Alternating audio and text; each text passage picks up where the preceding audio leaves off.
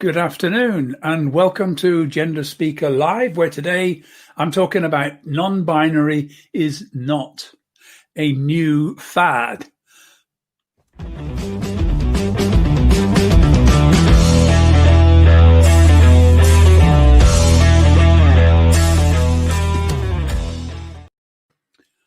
So, hi and welcome to Gender Speaker Live. We're a little bit later today. I had another meeting which wasn't going to finish before 4, so scheduled for 5 o'clock. And hopefully we'll get a few people joining us. Now, non-binary is something which has been really growing like topsy. 5-10 years ago, people were still identifying as non-binary. In fact, I remember back when I was doing my master's degree in 2004-5, we had some battles with the student union there trying to recognize non-binary and allowing people to identify as non-binary within the student union, within the various campaigns. It didn't go down well. And honestly, quite a lot of trans people were very much opposed to the whole idea of non-binary, but a lot of people wanted that. They were saying, I'm neither male nor female. And when I did my master's degree, interestingly, one of the papers which I had to study was on bodies and power, it was called, but it was really about looking at various different cultures around the world. So we looked at drag queens in North America, but we also looked at what was happening, what had been happening in the Philippines. As it happened, my tutor had written a book about what was going on in the Philippines.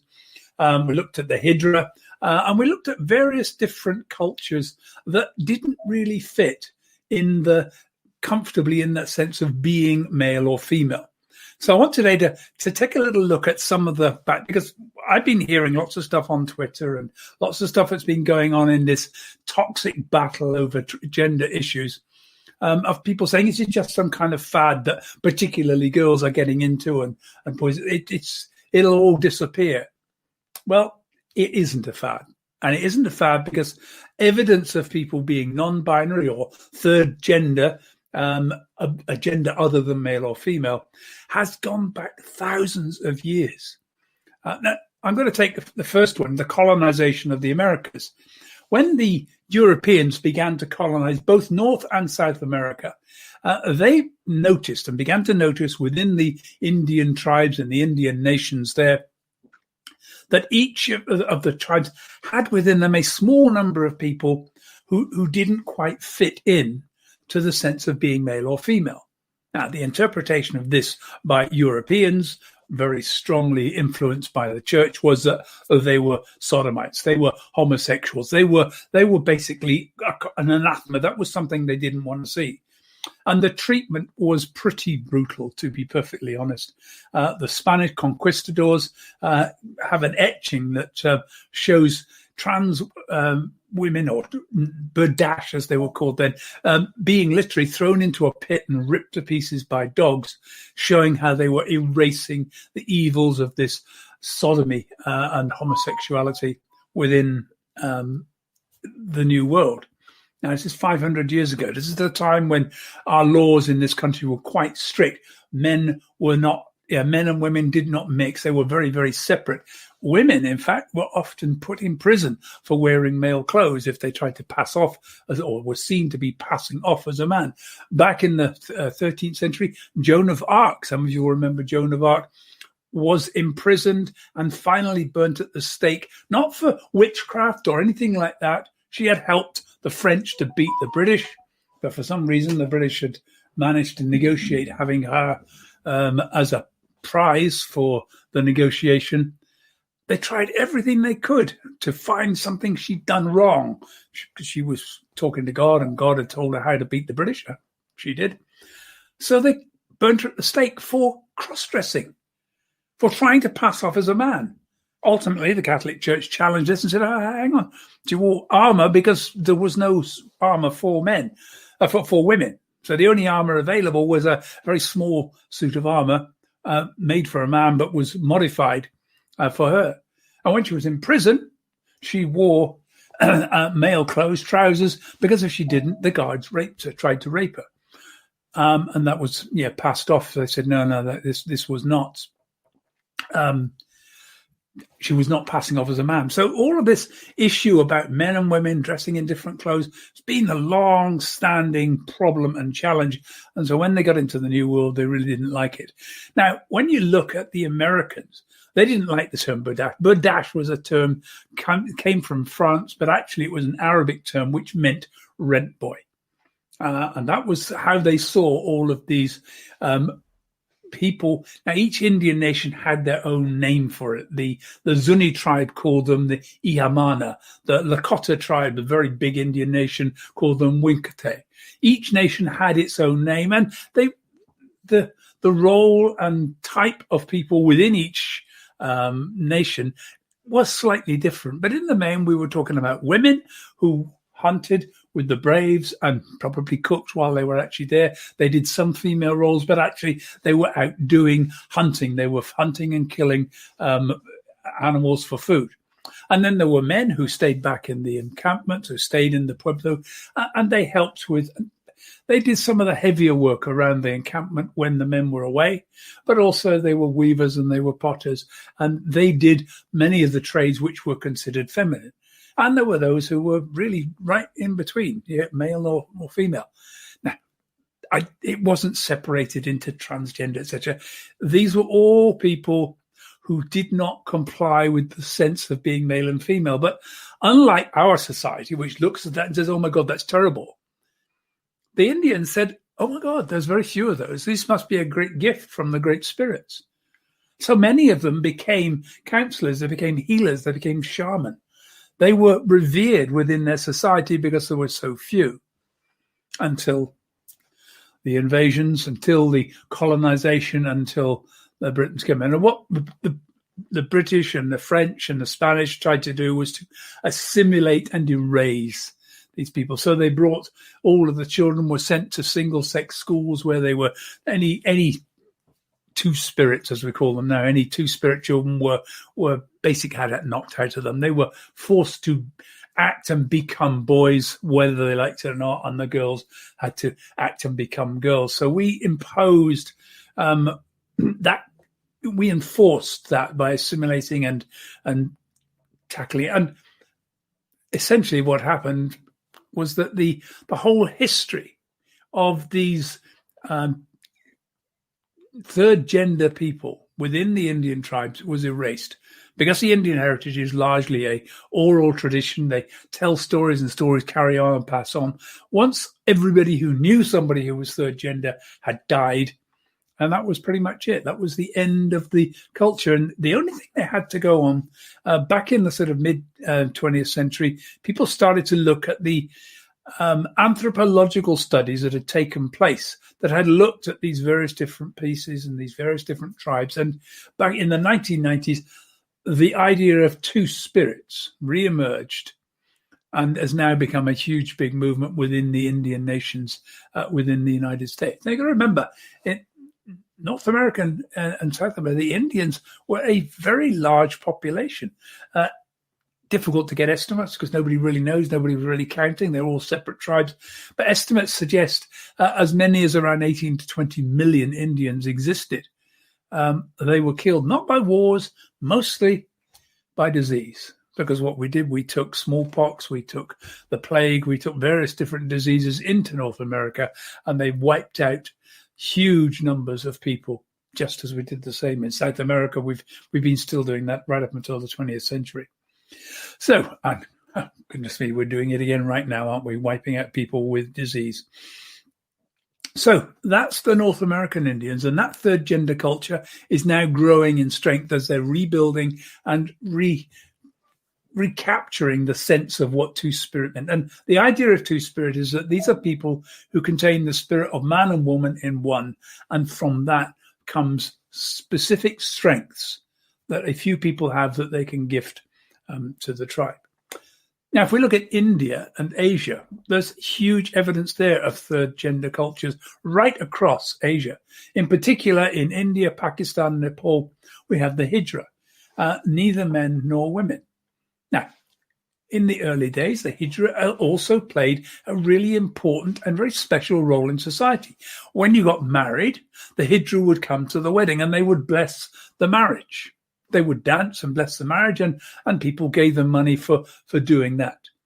When the child was born, the Hydra would arrive and they would also bless the child. Now, here's something interesting. If the child's genitalia were indeterminate, that is, they were physically neither male nor female, they belonged to the Hydra. Now, this is an indication of where the base of the Hydra started. The Hydra were, in many cases, intersex. They were children who had, indeterminate genitalia, hermaphrodites, various different conditions. There were about 50 different intersex conditions where the physical body has characteristics of both genders. Now, there also is fairly clear indication that the Hydra were castrated. That is to say that not just testicles, the entire genitalia. These were predominantly male to female. The entire genitalia were removed. By the way, back to the children. If the children had indeterminate gender, they took the children away. And even today, there are Hydra, well-known Hydra in India, who were taken away from their parents because the Hydra were much more able to accommodate them and bring them up in their Hydra houses. Because the influence of the British wasn't that good. Slowly, under the influence of the Raj, the Hydra were pushed out away from the cultural place they held as of something what revered, pushed away into the margins of society as beggars and prostitutes, living mostly on income from prostitution and from begging. They're beginning to again come back now. They're beginning to be better recognized. Changes are beginning to take place in the way in which they recognize changes in the gender law there in India. It's really interesting. I'm going to come back to the Hydra in a minute when we look at something else. But most important thing is that they were blessed and revered, weddings and births. They still do that. They still do that and still will turn up at your weddings, and they can embarrass you. So most people give them some money just to get them to go away. Now pushed into begging and prostitution. But if we look across the whole of the world, what we see is in Indonesia, in the Philippines, the Oman, in Thailand, Africa, all across the world, the Pacific Islands, there are strongly held cultures which have existed for literally hundreds, if not thousands of years, where the culture accepts, understands, and respects people born neither male nor female. And it isn't just about intersex. These are people who show a tendency, boys who show a tendency towards female cultures, girls who show a tendency towards male culture. Exactly what we see within the LGBT community. They've existed for a long, long time. And the idea that this is just some fad, no, what's happened is still those people want to repress it, suppress, erase the whole idea of somebody not being male or female. And we have to understand that this is part of our culture. In biblical days, we heard about the eunuchs. Now, if you look at the definitions of eunuchs, it tends to say it's a castrated male. But the reality is, I think that's wrong. Because the more I look at it, the description of the eunuchs in the Bible is not dissimilar to the description of the Hydra in India and their role that they played within the great courts of the Muslim lords. Yet, I think the eunuchs in biblical days were almost certainly the same. They were third gender. They were people who didn't fit. Now, to be honest, lesbian, gay would have probably fallen into that general character of being third gender, not fitting in clearly male, clearly female. So, what is happening now? Well, we are moving forward slowly, but there is a huge amount of opposition. Third gender recognition within the world, around the world, is increasing on a steady basis. And it's increasing because a lot of countries are now saying, okay, then you can have an X on your passport or an X on your driving. Driving licenses are easier to change than passports. Even where, for example, in Canada, they've put an X, you can have an X marker, but it still has to indicate M or F because otherwise it doesn't comply with laws in other countries. And the problem with the passport is you're going to use it to travel to other countries. Australia had X markers for a long, long time. In this country, we already use MX, although most people haven't come across it, but most government documents now enable you to be able to enter MX as an alternative to Mr., Miss, Ms., etc. I'm not quite sure. Mix, I think, is how you pronounce it, but this is the problem. Nobody knows how to pronounce MX. But the X has sort of become established as the de facto marker, so it's probably going to happen.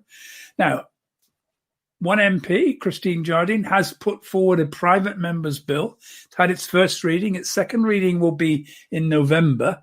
And that is a bill to try to establish having an X marker on passports within Britain. Bear in mind that now we're out of Brexit, now that we're out of EU, we don't have to comply with any EU regulations.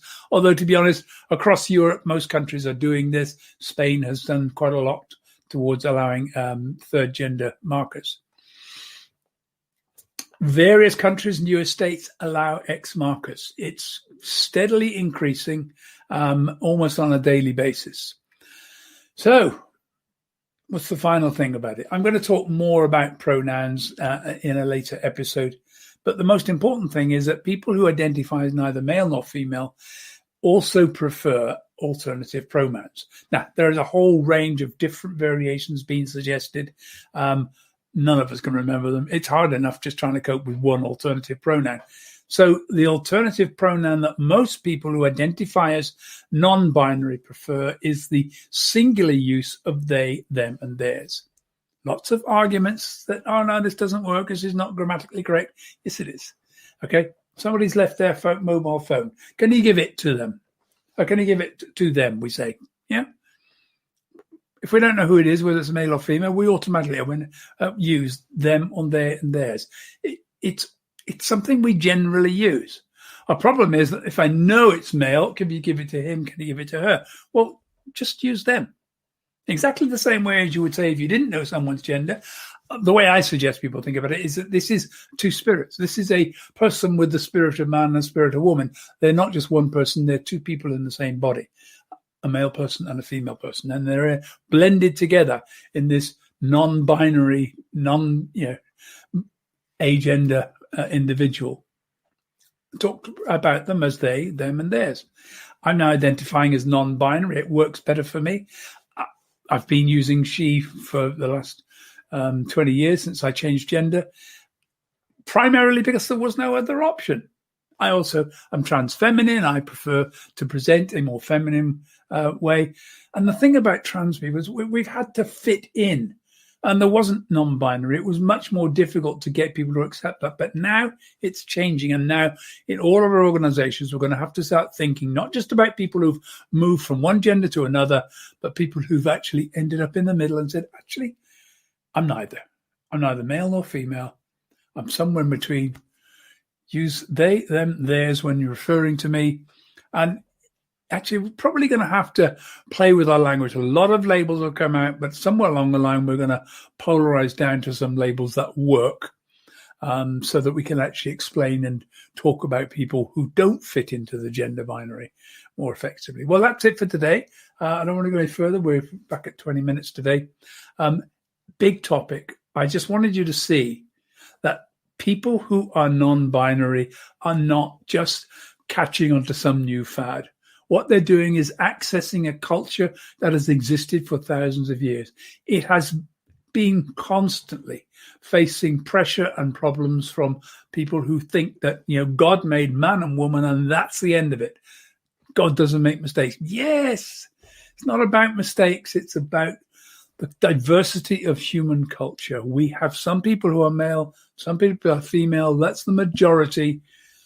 In the middle, we've got some people who are neither male nor female who are oscillating between the two. And trust me, as we start to see people coming out and accepting this, the numbers are going to surprise people. Already, we think there's at least 250,000 people identifying as non-binary. My suspicion is a lot more would if it was actually easier for them to do so. And it soon will be. Talk to you tomorrow. And tomorrow I plan to be here at 4 p.m. Join me then on the Gender Speaker Show. Just find the right closing video, and there we go. Good to see you. See you again tomorrow.